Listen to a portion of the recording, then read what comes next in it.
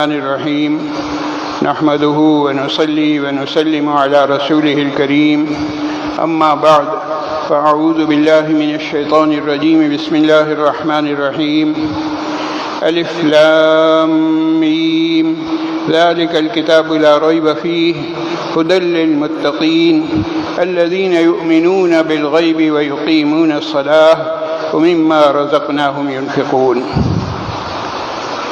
صدق الله مولانا العظيم وصدق رسوله النبي الكريم ونحن على ذلك من الشاهدين والشاكرين والحمد لله رب العالمين۔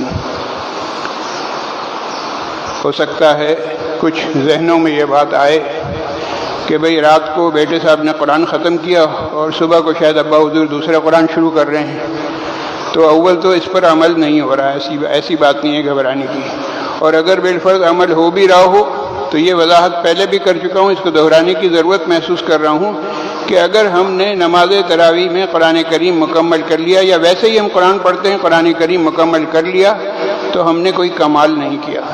ہماری زندگی کا مقصد قرآن ختم کرنا نہیں ہے، ہماری زندگی کا مقصد ہے اپنی زندگی کو ختم کرنا قرآن پڑھتے پڑھتے۔ تو ظاہر ہے کہ جب زندگی کا مقصد یہ ہوگا تو جتنے مرتبہ بھی قرآن کریم کی تکمیل ہو اس کے فوراً بعد پھر دوبارہ آغاز ہو جائے گا، اور اسی طرح سے یہ سب کام کرتے کرتے ہماری زندگی ختم ہو جائے گی، تبھی صحیح معنوں میں ہماری زندگی کامیاب زندگی کہلائے گی۔ سورہ بقرہ کی ان ابتدائی آیات میں مسلمان کی تعریف کی گئی ہے۔ مسلمان کسے کہیں گے؟ مسلمان کی 3 علامات بتائی ہیں۔ نمبر 1 الذین یؤمنون بالغیب، مسلمان کی تعریف یہ کہ وہ ایمان لاتا ہے، اور ایمان بھی دیکھی ہوئی چیزوں پر نہیں، چھپی ہوئی چیزوں پر جو نظر نہیں آ رہی، غیب کی چیزوں پر۔ دوسری صفت وَيُقِيمُونَ الصَّلَاةَ، نماز قائم کرتا ہے، پابندی سے نماز پڑھتا ہے۔ وَمِمَّا رَزَقْنَاهُمْ يُنْفِقُونَ، اور اللہ نے جو مال دیا ہے اس میں سے وہ خرچ کرتا ہے۔ یہ 3 عناصر ہوں تو بنتا ہے مسلمان بننے کے لیے 3 عناصر کا ہونا ضروری ہے۔ اب ذرا ہم اپنا جائزہ لیں کہ یہ تینوں خوبیاں ہمارے اندر کس حد تک ہیں۔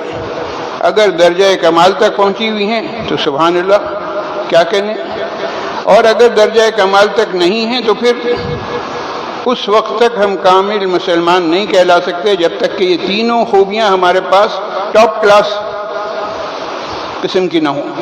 ایمان بالغیب بھی، اقامت صلاۃ بھی، اور انفاق فی سبیل اللہ بھی، اللہ کی راہ میں خرچ کرنا۔ حضرات صحابہ کرام رضوان اللہ تعالی علیہم اجمعین کی زندگی پر نظر ڈالیں، ان حضرات نے ان سب کاموں پر عمل کر کے ہمارے لیے نمونہ پیش کیا ہے۔ دیکھو زندگی گزارنے کا صحیح طریقہ یہ ہے۔ ایک چھوٹا سا واقعہ سنانا چاہتا ہوں۔ یہ صدیق اکبر رضی اللہ تعالیٰ عنہ کا دور حکومت ہے۔ حضرت ابو بکر صدیق رضی اللہ تعالیٰ عنہ کے زمانے خلافت میں ایک شخص ملک شام سے چلا، اور کیوں چلا؟ اپنے حالات سے مجبور ہو کر، انتہائی غریب مفلوق الحال شخص، اس کے پاس کھانے کو نہیں، پینے کو نہیں، اور اپنی ضروریات زندگی کے لیے پریشان۔ تو وہاں سے چل کر آیا مدینہ منورہ، اور امیر المومنین سے ملاقات کی اور کہنے لگا کہ صاحب میرے حالات بڑے خراب ہیں، میں آپ کے پاس آیا ہوں تاکہ آپ میری کچھ مدد کریں۔ صدیق اکبر رضی اللہ تعالیٰ عنہ نے اسے پتہ بتلا دیا حضرت عثمان غنی رضی اللہ عنہ کہ بھئی وہاں چلے جاؤ، وہاں تمہارا کام ہو جائے گا۔ اور وہ جب آیا ہے اور آنے کے بعد اسے جب صدیق اکبر رضی اللہ تعالیٰ عنہ نے اپنے گھر میں بٹھایا تو دیکھ کر وہ حیران رہ گیا کہ یہ امیر المومنین ہیں، ان کا یہ حال ہے، چٹائی بھی ٹوٹی ہوئی ہے، ہر چیز، کوئی چیز ایسی ہے ہی نہیں جس سے کہ پتہ چلے کہ یہ شخص جو ہے وہ بادشاہ وقت ہے اور مسلمانوں کا اس وقت کا سربراہ یہی ہے۔ لگ رہا ہے کوئی یہ بھی مفلوق الحال ہے مجھ جیسا ہی، وہ اپنے بارے میں سوچنے گا ان کا حال تو مجھ سے بھی بلکہ گیا گزرا نظر آ رہا ہے، یہ میری کیا مدد کریں گے۔ خیر پھر بھی اس نے اپنا حال بتلایا، اور انہوں نے اس حضرت عثمان غنی رضی اللہ تعالیٰ عنہ کے پاس ان کو بھیج دیا۔ اب وہ شخص چلا، سیدنا عثمان غنی رضی اللہ تعالیٰ عنہ کا دروازہ کھٹکھٹانے والا تھا کہ باہر سے ہی جو آوازیں آئیں، اندر گھر میں جو باتیں ہو رہی تھیں ان باتوں کو سن کر ٹھٹک گیا، کہنا یہاں پر بھی میری دال نہیں گلے گی۔ کیوں کہ عثمان غنی رضی اللہ تعالیٰ عنہ ناراض ہو رہے تھے کہ تم لوگ اتنے فضول خرچ ہو گئے ہو، یہ کر رہے ہو وہ کر رہے ہو، کچھ ڈانٹ رہے تھے اپنے گھر والوں کو۔ بہرحال یہ باتیں سن کر مایوس ہو گیا تھا، ارادہ یہ تھا کہ میں دروازہ نہیں کھٹکھٹاؤں گا، لیکن ظاہر ہے کہ اس کے پاؤں کی آہٹ پہنچ گئی تھی، انہیں خبر ہو گئی کہ کوئی آیا ہے۔ باہر نکلے، دیکھا ایک شخص کھڑا ہے، پوچھا سلام علیکم، کہاں بھائی کہاں آئے ہو؟ آپ ہی کے پاس آیا تھا۔ اچھا آئیے۔ اب انہوں نے دروازہ کھولا، اندر بٹھایا تو گھر کا حال اتنا برا نہیں تھا جتنا برا وہاں وہ پہلے سے امیر المومنین صدیق اکبر رضی اللہ تعالیٰ عنہ کا گھر جیسا دیکھا تھا ویسا نہیں تھا، اس سے کچھ بہتر حالت کا تھا۔ لیکن دل ہی دل میں مایوس ہو رہا تھا کہ جب یہ اپنے گھر والوں پر اتنی سختی کر رہا ہے اخراجات کے معاملے میں، تو میرا مسئلہ حل ہوگا۔ خیر اس کو بٹھایا، اس کی مہمان نوازی کی جو ان کا طریقہ کار تھا۔ شروع میں کوئی شربت وغیرہ پیش کیے گئے، پھر کچھ پھل فروٹ آ گئے، پھر تھوڑی دیر کے بعد کھانا آ گیا وغیرہ وغیرہ۔ بہرحال وہ حیران تھا کہ میں تو ان کی گفتگو سن کے میں تو سمجھ رہا تھا یہاں کچھ بھی نہیں ہوگا، بہرحال کچھ نہ کچھ آثار تو نظر آ رہے ہیں۔ اب عثمان غنی رضی اللہ تعالیٰ عنہ نے اس سے پوچھا خیریت ہے بھائی تم آئے کیسے؟ اس نے اپنے حالات بتائے کہ میرے یہ حالات ہیں اور میں اس وجہ سے آیا ہوں۔ فوراً ہی حکم دیا اپنے خادم کو کہ بھائی سامان خرد و نوش سے لدا ہوا اونٹ اس کے ساتھ کر دیے جائیں اور مزید 6000 دینار نکال کر دے دیے۔ وہ شخص حیران کہ اپنے دل میں سوچنے لگا کہ مجھے زیادہ سے زیادہ جو ضرورت تھی وہ 3000 دینار کی تھی، کہاں 3000 اور کہاں 6000، اور میں تو آیا تھا وہاں سے کہنا چاہیے بڑی مشکلوں سے سفر کرتا ہوا، تو اونٹ بھی مل گیا ہے اور وہ بھی سامان سے لدا ہوا۔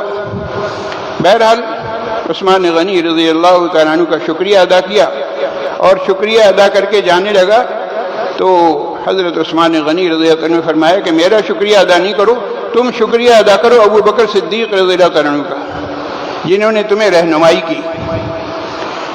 دل میں وہ سوچنے لگا عجیب بات ہے، میں نے تو ان سے ذکر بھی نہیں کیا کہ میں جو یہاں آیا ہوں مجھے صدیق اکبر رضی اللہ عنہ نے آپ کا ایڈریس بتایا، ایسی کوئی بات میں نے ابھی کہی بھی نہیں۔ اس نے کہا میں نے تو آپ کو بتلایا بھی نہیں کہ انہوں نے بھیجا ہے۔ فرمایا کہ بھائی اس بات کو چھوڑو، یہ دیکھو کہ تمہارا کام ہو گیا یا نہیں ہو گیا۔ ذرا اس واقعے پر غور کیجیے اور دیکھیے کہ سرکار دو عالم صلی اللہ علیہ وسلم کے غلاموں کی سخاوت کا کیا عالم تھا۔ جب غلاموں کی سخاوت کا یہ عالم ہے تو سید الانبیاء والمرسلین احمد مجتبی محمد مصطفیٰ صلی اللہ علیہ وسلم کی سخاوت کا اور فیاضی کا کیا عالم ہوگا۔ تو بات چلی تھی کہ مسلمان کے 3 عناصر ہیں، ایمان بالغیب، اقامت صلاۃ کے بعد انفاق فی سبیل اللہ، اللہ کی راہ میں مال خرچ کرنا۔ تاریخ میں ایسی بے شمار مثالیں موجود ہیں جب حضرات صحابہ کرام رضوان اللہ تعالی علیہم اجمعین نے اپنی مالی حیثیت سے بڑھ کر سخاوت کا مظاہرہ کیا۔ قرآن کریم کی آیت نازل ہوئی لن تنالوا البر حتى تنفقوا مما تحبون، تم اس وقت تک نیکی کی گرد کو بھی نہیں پہنچ سکتے جب تک کہ جو چیز تمہیں محبوب ہے وہ اللہ کی راہ میں خرچ نہ کر دو۔ اب قرآن آیت نازل ہوئی، صحابہ کو معلوم ہوئی، صحابہ میں ہی ایک صحابی حضرت ابو طلحہ رضی اللہ تعالیٰ عنہ، ان کا ایک باغ تھا جو بڑا ہی پسندیدہ باغ تھا۔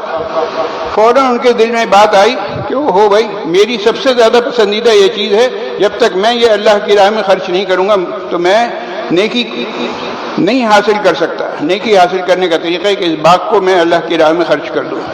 چنانچہ سرکار دو عالم صلی اللہ علیہ وسلم کی خدمت اقدس میں حاضر ہوئے اور درخواست پیش کی کہ یا رسول اللہ صلی اللہ علیہ وسلم اس آیت کی روشنی میں اور اس آیت پر عمل کرنے کے لیے میں اپنا یہ باغ اللہ کی راہ میں خرچ کر رہا ہوں۔ جناب نبی کریم صلی اللہ علیہ وسلم نے اس پر خوشی کا اظہار فرمایا اور ساتھ ہی ساتھ ایک اور نصیحت فرما دی کہ بھائی ٹھیک ہے تم باغ دے رہے ہو، اللہ کی راہ میں خرچ کرنا چاہتے ہو، بہت اچھی بات ہے، تمہارا پسندیدہ باغ ہے، یہاں تک بھی ٹھیک ہے۔ اب میں تمہیں یہ کہہ رہا ہوں کہ اس باغ کو تم بیچ دو اور اس سے جو رقم حاصل ہوگی وہ اپنے ہی اعزاء اقارب میں تقسیم کر دو، اپنے عزیز رشتےداروں میں۔ معلوم ہے کہ سخاوت و فیاضی ایک الگ وصف ہے، اور اس سخاوت و فیاضی کا ایک خانہ یہ ہے کہ آغاز اپنوں سے کیا جائے۔ سب سے پہلے دیکھا جائے کہ ہمارے عزیز رشتےداروں میں کون ہیں لوگ، سفید پوش لوگ جو کسی سے مانگ بھی نہیں سکتے، ان کی ضرورتیں پوری کی جائیں۔ آج اگر کسی کے سامنے یہ مسئلہ رکھا جاتا ہے تو لوگ کہتے ہیں صاحب ہمارے رشتہ داروں میں تو کوئی غریب ہے ہی نہیں۔ اس کی وجہ کیا ہے کہ ہم نے اپنے آنکھیں بند کر لی ہیں، ہم نے اپنی رشتہ داری کے دائرے کو بڑا تنگ کر دیا ہے۔ شریعت مطہرہ نے رشتہ داری کے دائرے کو بہت وسیع کیا ہے۔ جب یہ کہا کہ رشتہ داری کا لفظ جو ہے وہ ایک بڑی وائڈ ٹرم ہے، اور یہ جب شروع ہوگی تو دائرے، ایک چھوٹا سا دائرہ وہ بڑھتا جائے گا۔ سب سے پہلے سگے ہوں گے، پھر اس کے بعد کزنس ہوں گے، پھر اس کے بعد اور آگے رشتہ دار، قریب کے رشتہ دار، دور کے رشتہ دار، حتیٰ کہ آگے چل کے سسرالی رشتہ دار، یعنی رشتہ داروں کا ایک لامتناہی سلسلہ ہے۔ معلوم ہوا کہ اللہ کی راہ میں مال خرچ کرنا یہ اپنی جگہ عین ثواب ہے، اور پھر مزید سفید پوشوں کا خیال رکھنا، مزید اپنے عزیز رشتہ داروں کا خیال رکھنا، اور اپنے پاس پڑوس والوں کا خیال رکھنا، اور ایسے لوگوں پر مال خرچ کرنا جو سفید پوش ہیں، جو مانگ نہیں سکتے، ان پر جب تم خرچ کرو گے تو تمہیں دوہرا اجر ملے گا، تمہارے اجر و ثواب میں اضافہ ہوگا۔ تو غور طلب بات یہ ہے کہ یہ تینوں اوصاف ہمارے اندر کس حد تک موجود ہیں۔ اگر کامل درجے میں موجود ہیں، سبحان اللہ، ماشاء اللہ، کیا کہنے، اور اگر خدا نخواستہ نہیں ہیں تو ان اوصاف کو اپنے اندر پیدا کرنا ہے، اور اگر ان اوصاف میں کچھ کمی ہے تو اس کمی کو دور کرنے کی فکر کرنی چاہیے۔ اللہ تعالیٰ اس کے مطابق مجھے بھی عمل کی توفیق نصیب فرمائے، اور آپ تمام حضرات کو بھی۔ وآخر دعوانا ان الحمد للہ رب العالمین۔